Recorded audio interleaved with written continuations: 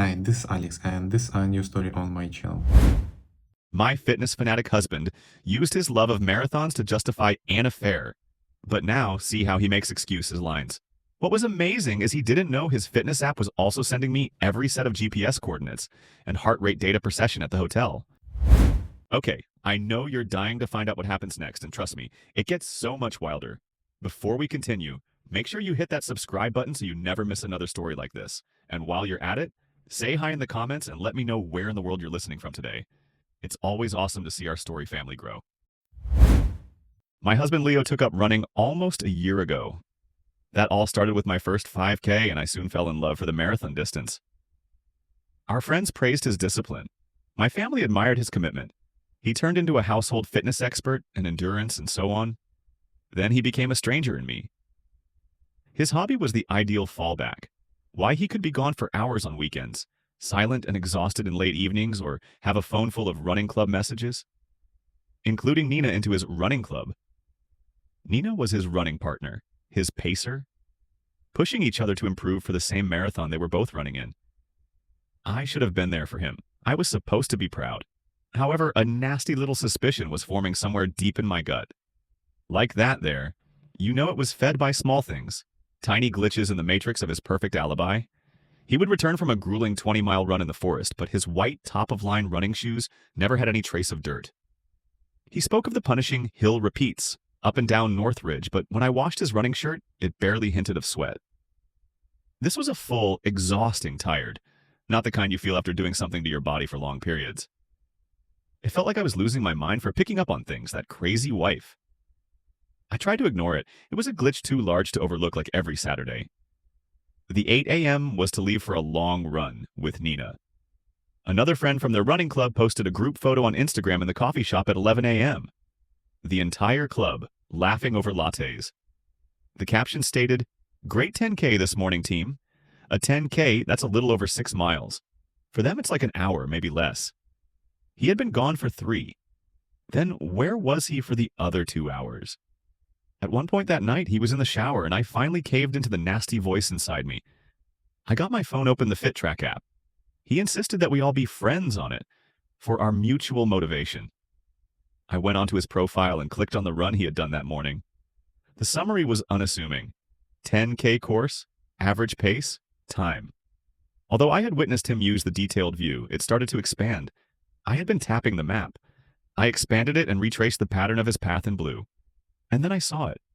Halfway through its run, the blue line left the main path and veered 2 blocks into a small side street before just stopped. A little pin dropped onto the map with a message. Paused at 1 hour, 14 minutes. The pin recommenced his journey on the main route an hour and 14 minutes later. I gasped. An hour-long pause? What was at that address? I quickly took a screenshot of the map, copied down the latitude and longitude, and pasted them into Google Maps on my laptop. My blood turned cold when the satellite image appeared on my screen. The pin wasn't a park bench. It wasn't a coffee shop. The building, squat and brick with a weathered sign peeling its paint. The Daisy Motel. Near one of these neighborhoods was a sleazy pay-by-the-hour motel behind in the shadows off an obscure, nearly deserted street.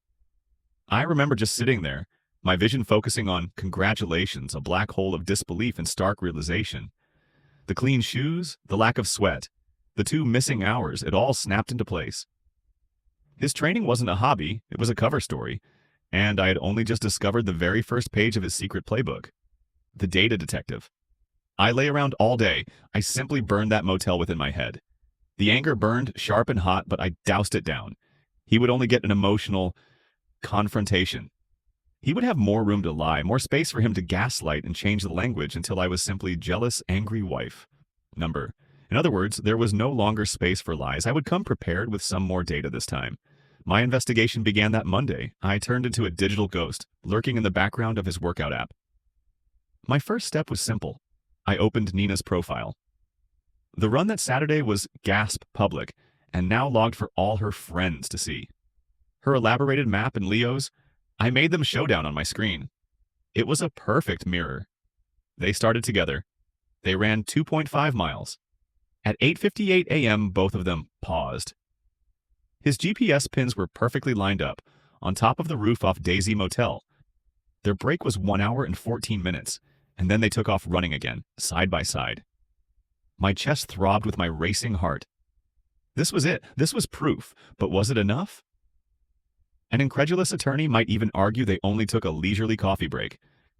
I needed something more. I needed something undeniable. I navigated out of the map and over to another part of my run data, a tab I had never clicked on. Biometrics. Graph after graph filled the screen. Elevation, pace, cadence, and heart rate. I locked my eyes to the graph of Leo's heart rate. It worked like a charm. In the first 2.5 miles, his heart rate shone as a solid, higher line level, about 155 beats per minute. Next was the break at the motel. I waited for the line to drop back into resting, which would likely be around 60 or 70 beats per minute. It didn't. At the outset of this pause, his heart rate fell to approximately 90 beats per minute over approximately 5 minutes. The next 20 minutes, that graph went crazy. A series of wild mountains and valleys, and it goes to 130, drops down at bottom level. Just joking, that's a joke. But in all seriousness, shoots up. It appeared not like the graph of resting, but of doing high-intensity interval training. An hour later, it leveled off at 150 before spiking again, up to 155 after he continued his run. I hesitantly paged to Nina and opened the heart rate information for that same time. My blood turned to ice. It was her graph. It was his graph. They were virtually identical. The same initial drop. The identical noise spikes mere seconds apart. The same period of cooldown. This was the smoking gun. This wasn't circumstantial, it was biometric. Time-stamped evidence of communal sweat occurring within a seedy motel, painted over with an inadequate amount of exercise disguising rest stop. So cocky, so convinced of his genius alibi was he, that he had literally documented my boyfriend cheating on me in real time and shown it to me. I didn't stop there. I went back weeks, months, week in, week out. Every Saturday was the same. Different motel, different park trail cycle, but the same cycle. The synchronized pause, the identical heart rate spikes. My husband's hurt turned me into an obsessive about keeping records of his affair. I created a spreadsheet. Column A, date. Column B, Google Maps link to motel column. C, duration of pause. The presentation. Finally, marathon day came. I went to the race. I was amongst those who cheered and took a banner that said, "Go Leo Akers Nico. You're my champion." When I crossed the finish line, soaking in sweat and beaming with pride, he saw me and blew a kiss. He was sure he could run a marathon and still rule the world. That pretty wife on his arm with mistress round back. He had no idea that he just crushed the tape of our marriage. That night, on cloud 9 and readily displaying his medal to all who would look or listen, telling tales of the competition. I let him have his moment. I had to wait until he was resting on the couch, elated from his accomplishment. "That was incredible, Leo," I replied in a flat voice. "I was following your training vigilantly these last few months. I pretty much feel like we were running it together. As a matter of fact, I prepared some sort of slides to show you how bad you did. A data-driven analysis." He looked flattered. "Okay, babe, you shouldn't have." I imagine he envisioned an adorable montage of him sprinting with epic background music. "Oh, I wanted to," I said. "Let's watch." I hooked my laptop up to our 50-inch TV. The first slide appeared. The text was plain black, and the background behind it was white. Leo Gallagher Marathon Training Process. A breakout of the data with Maya Phillips. He laughed, still taking it as a joke. Then the second slide appeared.